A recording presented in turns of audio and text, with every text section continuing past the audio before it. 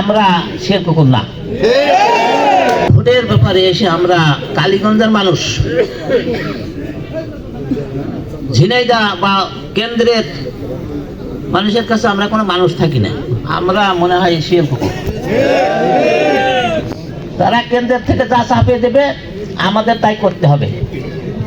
আমি এইখানে বলবো যে আমরা এবার দেখিয়ে দেব যে আমরা শের কুকুর না। আমরা আজকে যেভাবে যে জোয়ারে এখানে উপস্থিত হয়েছি, যারা আসেননি বা আসতে পারেননি সবাইকে নিয়ে ফিরোজের জন্য আমরা মন প্রাণ দিয়ে কাজ করব।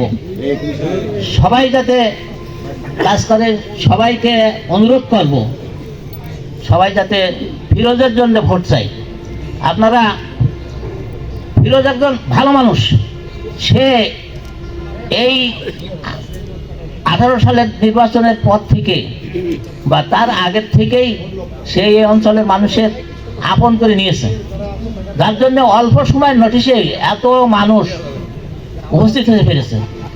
আমি সবাইকে একতাবদ্ধ হয়ে থাকতে বলবো, যাতে আমরা দেখিয়ে দিতে পারি যে ঝিনাইদহ তথা কেন্দ্রের চাপিয়ে দেওয়া সিদ্ধান্তের উপরে আমরা না থেকে আমাদের নিজেদের সিদ্ধান্তে আমরা যাতে ফিরোজকে জাতীয় সংসদে এমপি হিসেবে দেখতে পারি, সেই চেষ্টা আপনারা সবাই করবেন।